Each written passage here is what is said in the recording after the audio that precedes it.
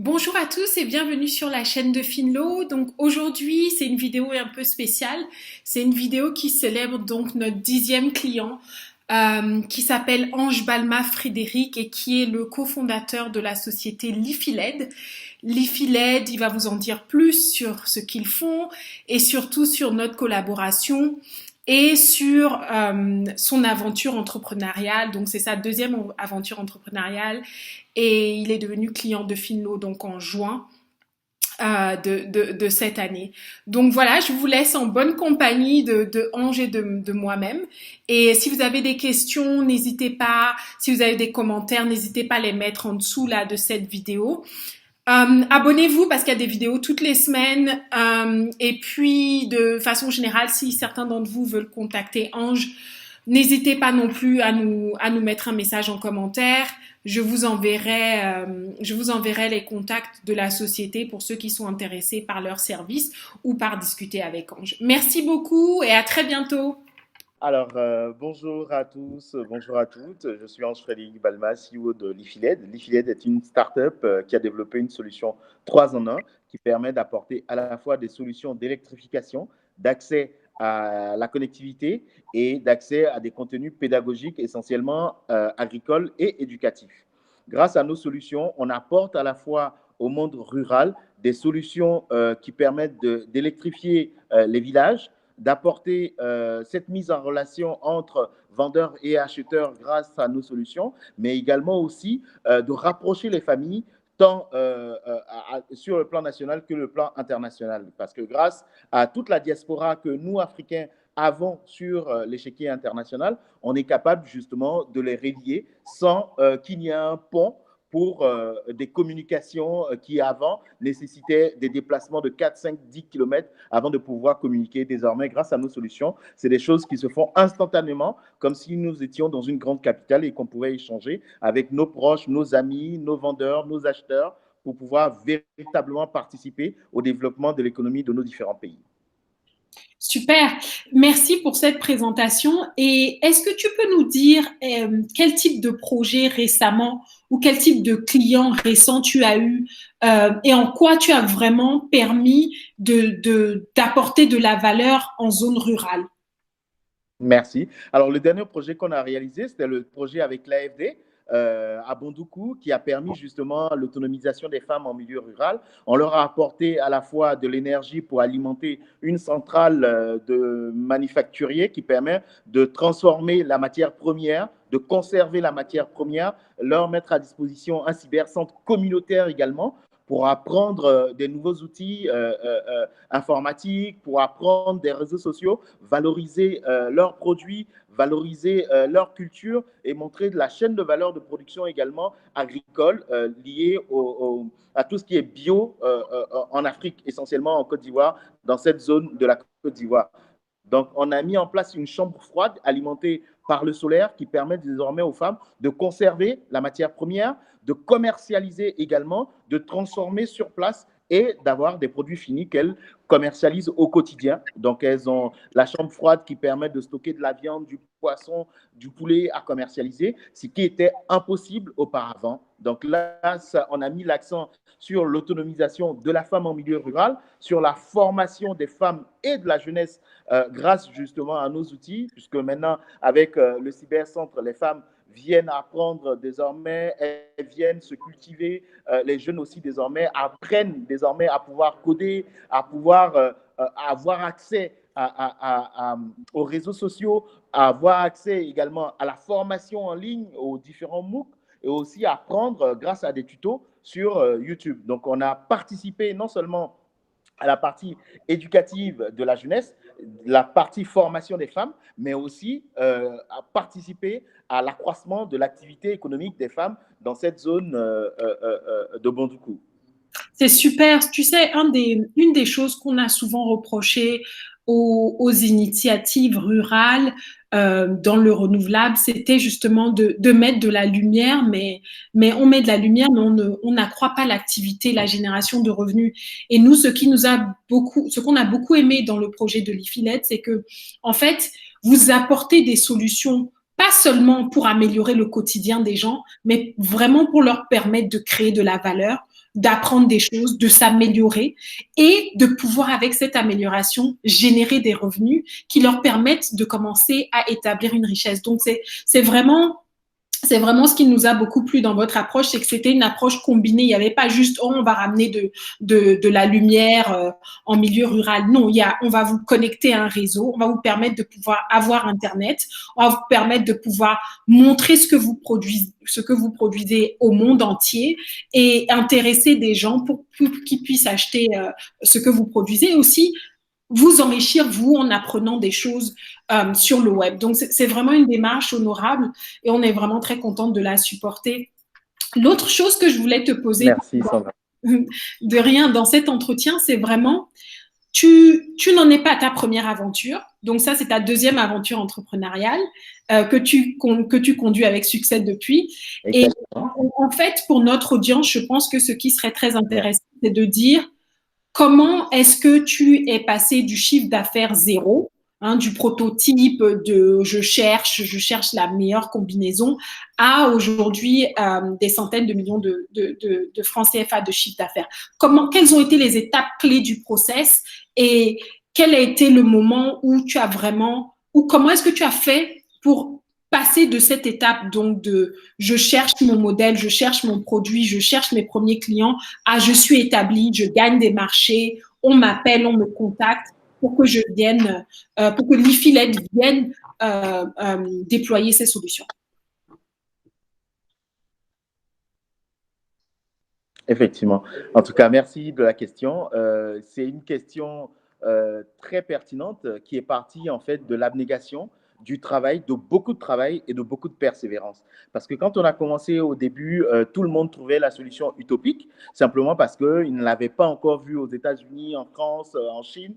Pour eux, comment ce sont des Africains de jeunes en plus qui allaient pouvoir apporter une solution nouvelle qui allait révolutionner un peu les habitudes de consommation et surtout apporter des solutions à des problématiques qui datent depuis l'existence de nos différents pays et de notre continent. C'est là où on a doublé d'efforts. On est parti vraiment avec nos premiers investisseurs qui ont été nos premiers associés, où vraiment on a fait une cagnotte pour réaliser non seulement le prototype, mais préfinancer l'installation d'un premier POC qui a été le début de la grande aventure. Parce qu'après, il y a eu la médiatisation, on a beaucoup communiqué sur ce qu'on a réalisé et rapidement, avec les réseaux sociaux, ça a pris un peu de volume. Donc, on a eu des demandes venant d'un peu de partout, des différents pays. Ensuite, les marchés se sont enchaînés à l'international et pas sur le plan local. On a été étonnés parce que pour nous, le boom devait venir déjà de nos pays déjà qui ressentent énormément ces différents problèmes. Mais malheureusement, c'est plutôt l'Occident, c'est plutôt l'international qui tout de suite nous a approchés pour nous proposer des solutions de financement ou des marchés à exécuter pour pouvoir faire entrer de la trésorerie. Et aussi avec l'avènement de certains concours de la Fondation Jeunesse Numérique, de la CGCI et du prix national d'excellence qu'on a eu au niveau de la Côte d'Ivoire, rapidement, on a pu avoir une première source de financement déjà. Et le reste, on s'est autofinancé grâce à nos marchés, à nos réalisations et aussi à notre modèle économique qui tout de suite générait des revenus. Et grâce à ces revenus-là, rapidement, on a su faire face à nos charges fixes. On a pu faire face à notre R&D, on a pu faire face également aux nouveaux collaborateurs qui venaient. Donc, on a pu recruter pour avoir une certaine force, avoir une certaine dynamique complémentaire au niveau de l'équipe. Et c'est vraiment sur ça qu'on a bâti aujourd'hui les millions de chiffres d'affaires qu'on a pu réaliser. Mais c'est parti de l'abnégation, de la force, de la résilience qu'on avait, de croire en ce qu'on faisait. Même quand on avait des blocages à un moment donné, on s'asseyait, on refaisait le tour de la question pour trouver la meilleure solution de pouvoir passer à l'étape prochaine sans que les moyens financiers ne soient véritablement un problème pour nous.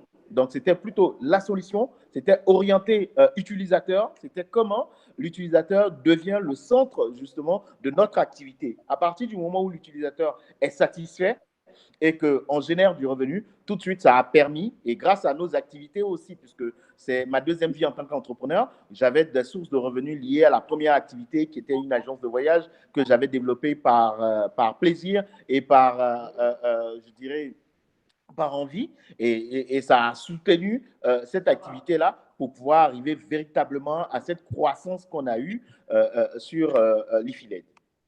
Super. Et on est très content donc de t'avoir récupéré comme client, mais j'aimerais que tu nous dises un peu quel a été le rôle des banques commerciales locales dans ton développement. Je pense qu'il y a eu des bons moments et puis des moins bons moments qui ont créé des opportunités donc pour nous, pour Finlo. Mais j'aimerais que tu en parles un peu et que tu dises aux entrepreneurs qui nous Tout à fait. écoutent quel a été ton chemin à toi et quelle expérience tu en tires aujourd'hui.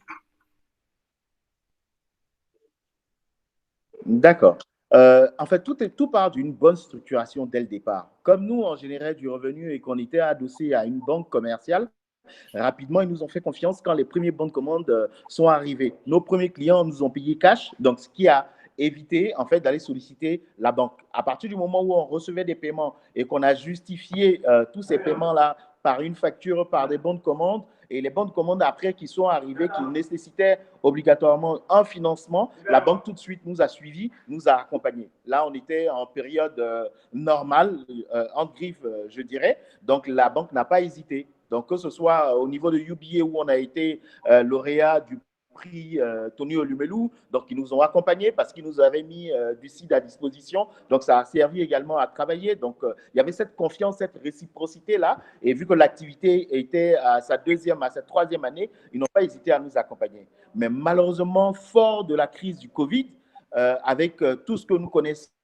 comme la grande fermeture de la ville d'Abidjan, avec les aéroports fermés, avec l'arrêt plus ou moins du monde en général, les banques, malheureusement, sont devenues très regardantes au point de ne pratiquement plus financer.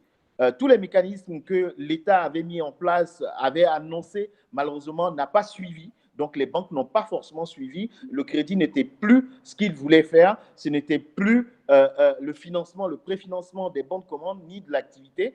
Tout le monde regardait. On attendait vraiment ce soutien de la part de l'État qui, malheureusement, jusqu'à aujourd'hui, où on arrive vers la sortie du confinement du Grand Abidjan, puisque c'est aujourd'hui même, pratiquement 15 juillet, que tout le monde sera désormais libre de circuler à travers la Côte d'Ivoire sans autorisation, sans barrière de fermeture du Grand Abidjan, mais l'aide n'est pas venue.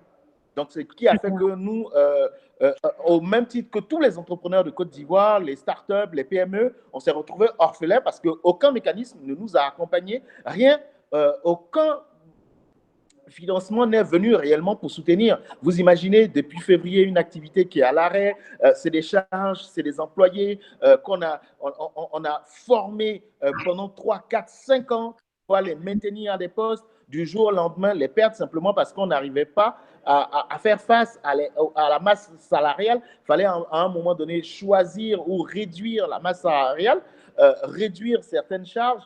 Malheureusement, en le faisant, on commence à piéter sur tout ce qu'on avait bâti et tout ce qui était comme économie. Et c'est en ce moment-là que ça a été une grâce pour nous de rencontrer Finlo, qui n'a pas hésité à nous faire confiance et à dire, bah, tiens, votre activité nous intéresse parce que dans la mesure où vous êtes sur à la fois du social sur la zone rurale et que vous générez à la fois de la richesse et aussi de la formation en milieu rural, nous, on tente l'expérience avec vous de vous accompagner de telle sorte que vous puissiez réaliser vos projets. Donc, on avait un bon de commande, disons 2 bons de commande en souffrance, puisque aucune banque commerciale ne voulait les financer. Quand bien même on avait introduit les dossiers, tout avait été validé, on était arrivé aux étapes de décaissement. Malheureusement, avec les dernières décisions dues à la crise du Covid, malheureusement, ça a été vraiment rejeté.